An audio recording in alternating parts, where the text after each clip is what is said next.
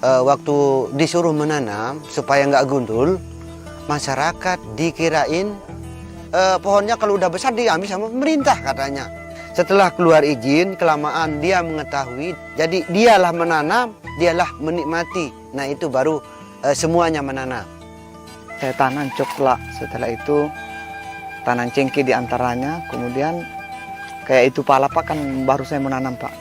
Jadi saya tanam kelapa, tanam durian, dengan kayu-kayu yang bisa kami pakai untuk rumah nanti. Kayu yang ada kalau untuk dijual keluar dilarang, tidak boleh. Kalau untuk kebutuhan masyarakat desa, saya rasa kayu yang ada masih cukup. Kami sekarang ini melakukan aktivitas pengumpulan rotan di hutan desa. Kami melakukan pengambilan rotan secara lestari. Kami mengambil rotan, kami melestarikan juga hutan. Luas lahan saya 1 hektar. Ini pala yang saya tanam 40 batang masuk ke kemitraan Cempaka.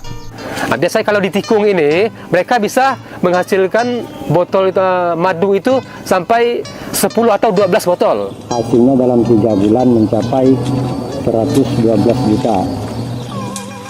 Keberadaan hutan desa ini di hutan lindung. Sudah kita bikin tata ruangnya untuk masyarakat cari ikan pun di sana masih banyak ikan.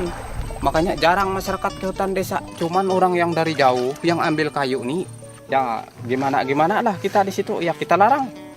Sempat kita adu mulut, bahkan mereka ancam-ancam, cuma kita tidak ambil peduli. Sebab Bapak tuh kan kita akan memelihara bukan untuk kepentingan kita sendiri. Hutan desa itu kan hutan lindung, itu kan kepunyaan negara sebenarnya. Tapi kalau enggak kita, ya siapa lagi?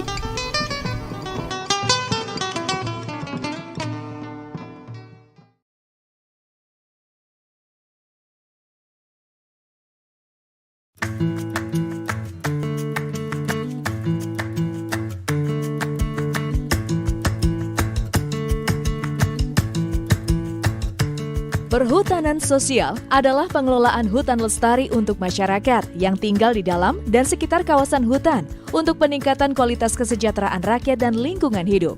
Pemerintah untuk periode 2015 sampai 2019 mengalokasikan 12,7 juta hektar untuk perhutanan sosial melalui skema Hutan Desa atau HD, Hutan Kemasyarakatan atau HKM, Hutan Tanaman Rakyat atau HTR, Hutan Adat atau HA, serta Kemitraan Kehutanan atau KK di seluruh Indonesia.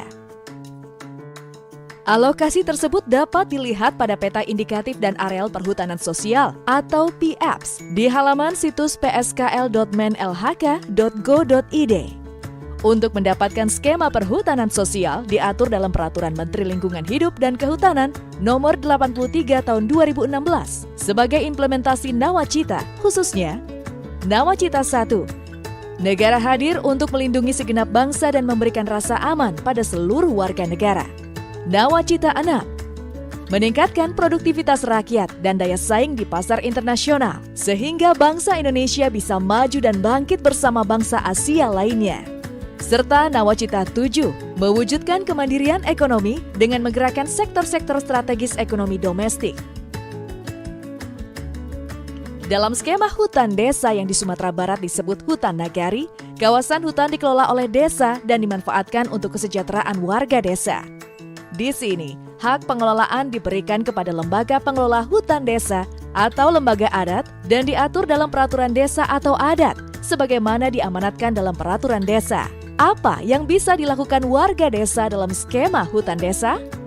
Di kawasan hutan lindung, mereka dapat melakukan kegiatan pemanfaatan di bawah tegakan dengan tanaman obat-obatan dan lain-lain.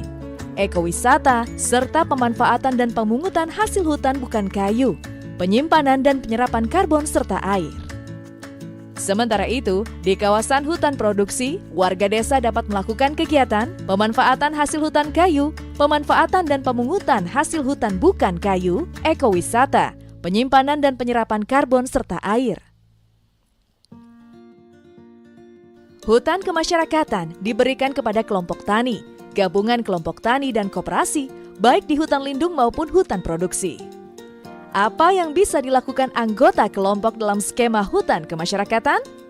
semua kegiatan dapat dilakukan, baik itu untuk pemanfaatan dan pemungutan hasil hutan bukan kayu atau HHBK, ekowisata, penyimpanan dan penyerapan karbon, air, serta keanekaragaman hayati, kecuali untuk pemanfaatan kayu yang hanya dapat dilakukan di hutan produksi.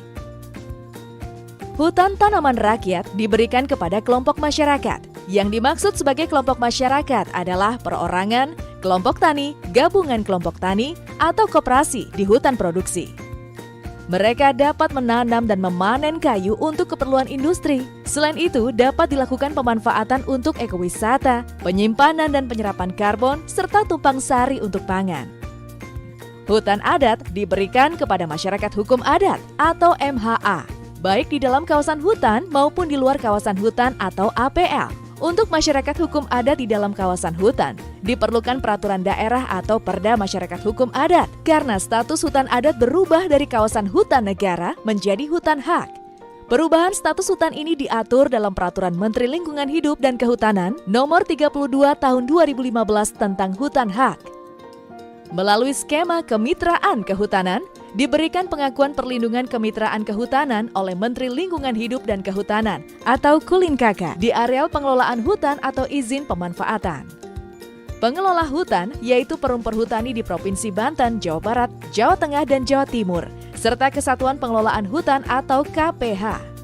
Di hutan konservasi yaitu Balai Besar dan Balai Taman Nasional, Balai Besar dan Balai Konservasi Sumber Daya Alam, Taman Hutan Raya atau Tahura, dan KPH. Sedangkan untuk pemegang izin berupa IUP HHK, Hutan Alam atau HPH, IUP HTI, serta restorasi ekosistem. Untuk mendapat informasi lebih lanjut tentang perhutanan sosial, silakan menghubungi Direktorat Jenderal Perhutanan Sosial dan Kemitraan Lingkungan di Kementerian LHK. Atau Anda dapat melihat informasi di situs pskl.menlhk.go.id. Dengan perhutanan sosial, maka masyarakat menjadi legal dalam kawasan hutan. Program-program pemerintah dan CSR dapat masuk ke masyarakat di dalam dan sekitar hutan. Izin tidak diperjualbelikan, tidak menanam sawit di areal perhutanan sosial, dan tidak dapat diwariskan. Salam 5 jari.